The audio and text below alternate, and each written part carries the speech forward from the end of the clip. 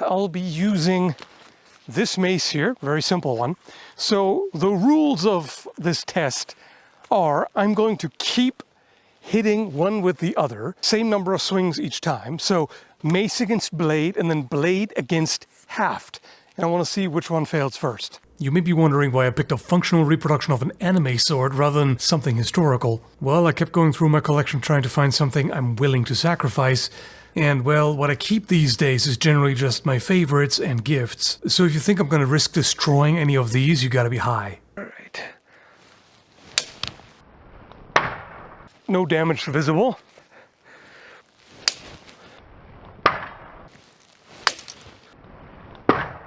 As you can see, I've set it up so that there is some give because the grip is not perfect. Oh, the blade has bent, so I'm gonna strike it from the other side now. This may not be the right sword. The grip cracked and it's bent pretty strongly. I mean, the good thing is, aside from bending, there isn't much damage. Hopefully you can kind of see that. I mean, it's always better for a sword to bend than to break. I apologize if the frame is less than ideal. This is pretty difficult to do without someone behind the camera because I can't see the screen at all. The sun is shining in my face. Anyway, so the first one already cut pretty deeply into it. Also tearing a chunk out.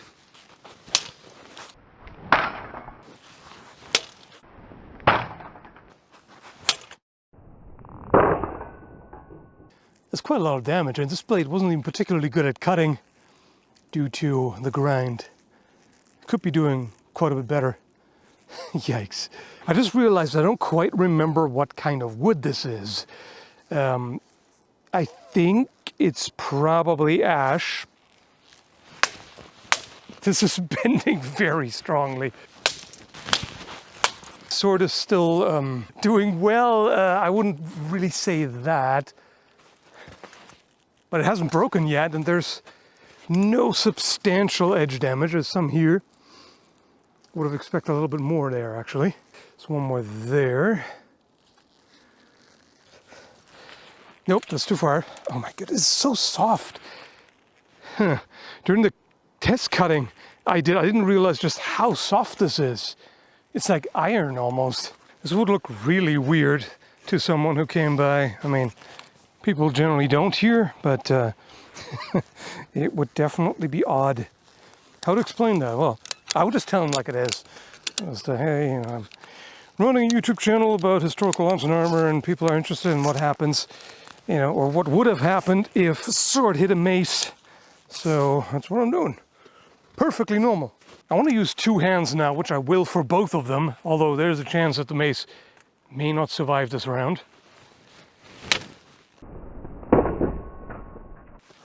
Okay, that glanced. I'm not going to redo that because this is what happens in a fight too. Not every hit lands solidly.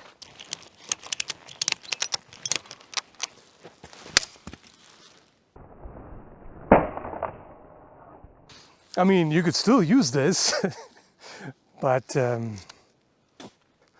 so that's interesting. This is not what I would call a well-made sword.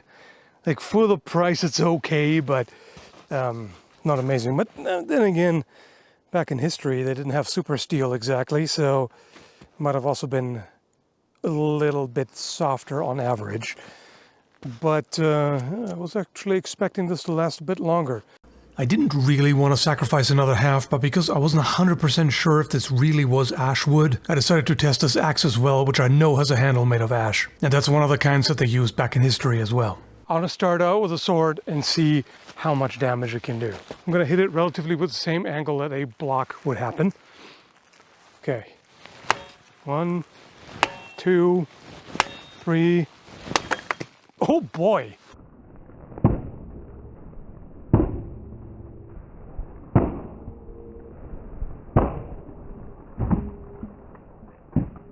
That's even worse. How's that worse? I mean, that's kind of what I had in mind, a little more dramatic than I expected. Now, an important observation here is that it wasn't actually cleanly cut the way you see in Hollywood. In fact, it's only about, I'd say 10% are an actual clean cut. The rest is just broken, which of course is still a problem, you know. If another weapon keeps hitting it, whether or not it cuts into it, eventually it's going to break. And it depends, of course, on the quality of the wood, how well maintained it is. You can see on this one there's also a clean cut to a point, and then the rest breaks. There's more cut surface area. I mean, partially because it's a steeper angle, but overall, you can see here as well, it cut more deeply into it. This is definitely softer wood than that. Of course, a mace head or an axe can do a lot of damage to a sword as well. You know, if that smashes into it, it can absolutely wreck the edge. In this case, didn't really see that.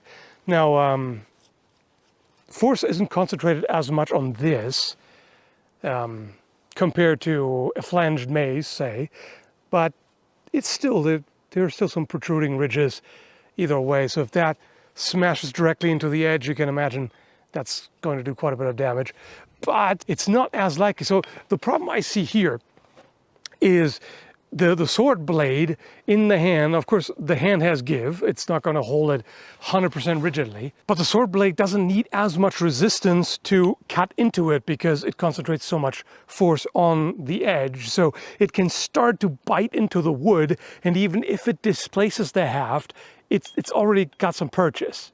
And so it can cut into it a little more, particularly also because the swings tend to be faster in the sense of higher velocity. So you can cut into it even if it moves out of the way a little bit.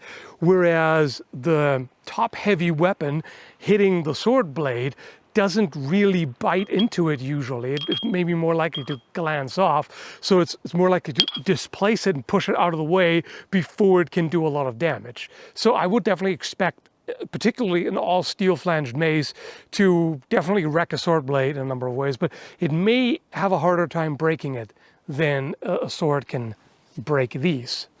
Now, this is not a perfect test. Ideally, someone would hold the haft, someone heavily armored, of course, and use it in different ways, you know, not just static blocks, but also active displacement. We've done that before in a different video, so that's somewhat illuminating. And there's definitely less damage to the haft then, but still, a blade will generally cut into it. And another potential problem is the type of wood and its treatment can be different. You know, I can't summon an original haft made in 1345 or whatever to compare. And even then, of course, they would use different materials depending on what's available locally, depending on your budget. You know, that still held true back in the day. You know, not everybody could afford the best material. And so there could be different results. But overall, I feel like this underscores, for one, the importance of a sidearm, because if this happens to you, you don't want to just stand there with a pointy stick. I mean, not even really all that pointy. So you might want to carry something else, which they often did, of course. And also, I feel like this is probably one of the main reasons why swords were as popular and iconic as they were. Of course, a sword back in the day could very well break, and did. They weren't indestructible by any means, particularly considering that, as I said, the material that they had back then wasn't as good as the crucible steel we have now. If you think about iron swords, they're going to bend just like the sword we saw earlier, if not more. So sword blades could and did break, but probably not as easily as wooden hafts. And of course, that's a big reason why they kept reinforcing wooden hafts. You know, langets or even all steel. You have plenty of developments in the late Middle Ages and the Renaissance, and a lot of polearms that would be way sturdier. They could, in fact, withstand cuts quite effectively and wouldn't break as easily or at all. In fact, even if the wood breaks, it might still be held together by the langets. So there are very good reasons for that. Anyway, I've babbled enough. Thanks for watching. Hope you found it interesting, and take care, folks. Don't rely too much on your hard wood.